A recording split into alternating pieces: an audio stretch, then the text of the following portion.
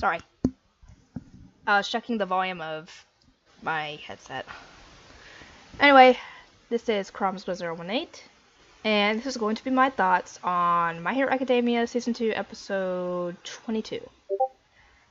After this, 3 more, and then I will get to Season 3. I've already gotten up to Episode 4 edited for Season 3, so yeah, you get those.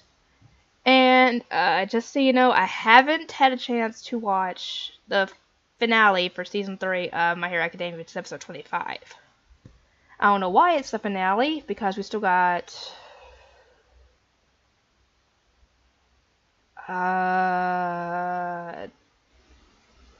38, 39 more episodes to go before we're done with the subversion. So I don't know why the dub doesn't have any more episodes out. I guess they're gonna make that to Season 4? I don't know. Anyway, yeah, this episode had more of the exam fights going on, because Kirishima and Sato failed theirs, obviously. And we got, the last episode ended with Tokoyami and Sue getting ready to do theirs. And they were going up against Ectoplasm, who can use his quirk to create clones of himself. And what I didn't get, if someone could explain to me how, what the weaknesses were for the two of them, because apparently they were paired together.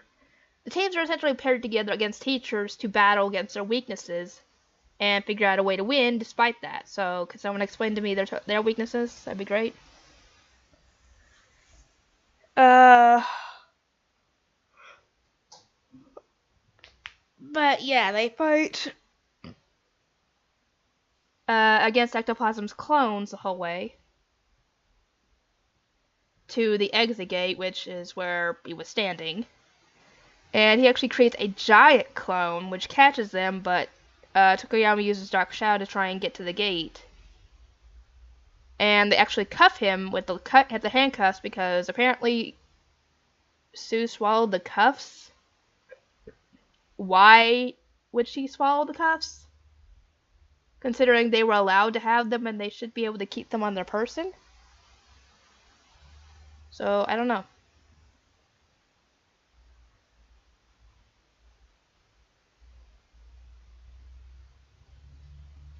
Anyway, yeah, they actually managed to cuff him because she vomits up the cuffs and gives him the Dark Shadow, and he cuffs them that way.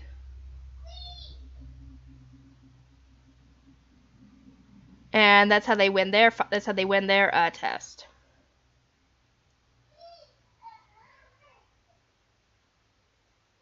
Oh god, I'm tired. I didn't want to get up this morning, but I have to watch Jackson. He woke up early. I'll get you one in a minute. Anyway, next one was I'll get you one. Was Ojiro, I think, and Ida going up against Power Loader, who can apparently dig through dirt, and well, they had a bit of a hard time because they're apparently pitfall traps, and they didn't know where he was coming up to attack. So Ida used his speed with his quirk to try and get them past the traps and to the gate. And he actually got Ojiro through the gate by sending him flying past Mr. Power Loader and into the gate, which got them the win. Though Ida got buried up to his freaking neck, I think, in the ground because of that. But, yeah. Yeah, they managed to pull out a win too. Let's see who was next. The next person who was next group who was next was Todoroki and Yagirozu. And we can actually tell that she's having a bit of issues with her confidence and decision making because of what happened at the sports festival. Because apparently she seems like she's got an idea, or at least a suggestion, but she's too doubtful of herself to even mention it to Todoroki before it starts. And he actually comes up with an idea, which, in theory, But since they're going up against Mr. Aizawa, they're going to have a hard time with it because they're not going to have their quirks at times. And he actually tells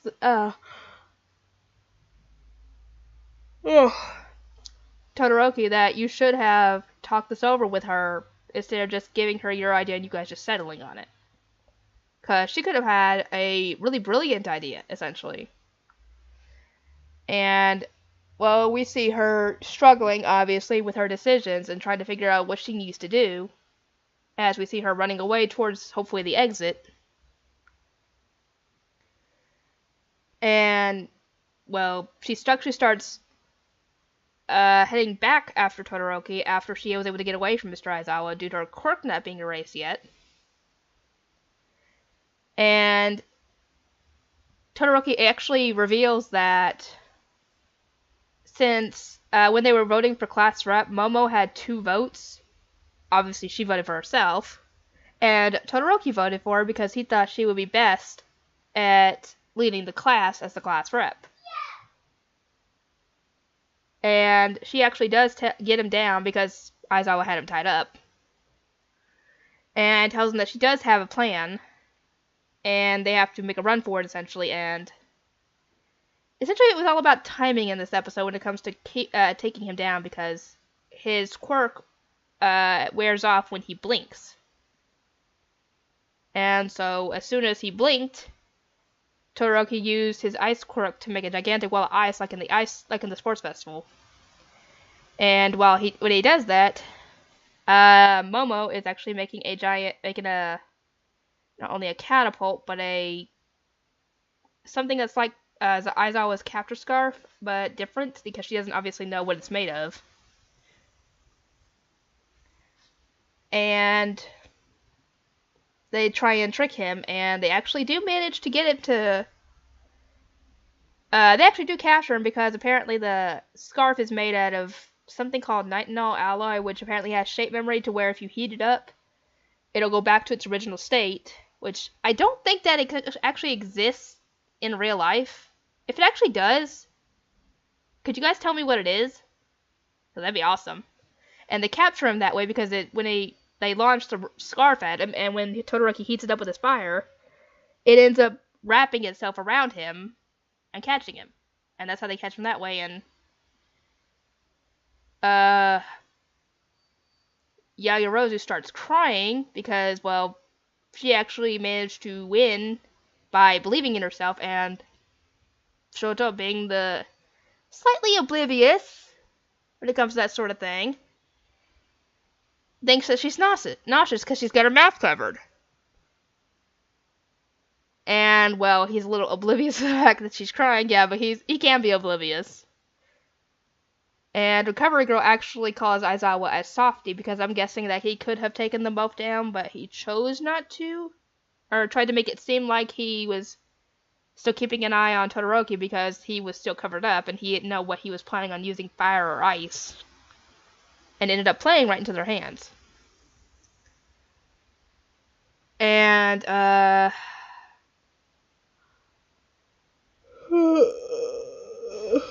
am sleepy. But yeah, we get an end credit scene of Uraraka and Aoyama's fight against 13. Then again, it's not really a fight. It's more like a hang on and die thing because she's using her... Apparently, 13 is it's supposed to be androgynous because you don't know if it's a male or female later.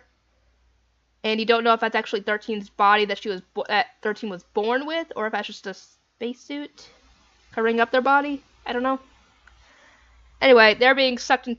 They're trying to suck the two of them into their quirk black hole, and Uraraka's trying to figure out how to get out of this mess, and she's obviously trying to think like Midoriya because he's an analyst. And Aoyama asks her, "Are you thinking about Midoriya? How sweet. Do you maybe like him?" And that kind of gets her a very confused look on her face as she's looking at him, and that's how the episode ends. So yeah, we got a bit of a cliffhanger with that. But yeah, that might be the start of a possible from her crushing on him, possibly. If that ends up being how they go with this.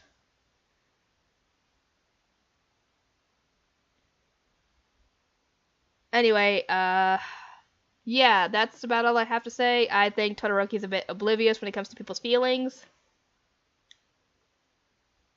But then again, he's been kind of denying his own feelings, besides his anger towards his father, because he has essentially forgot about his mother until that point during the sports festival.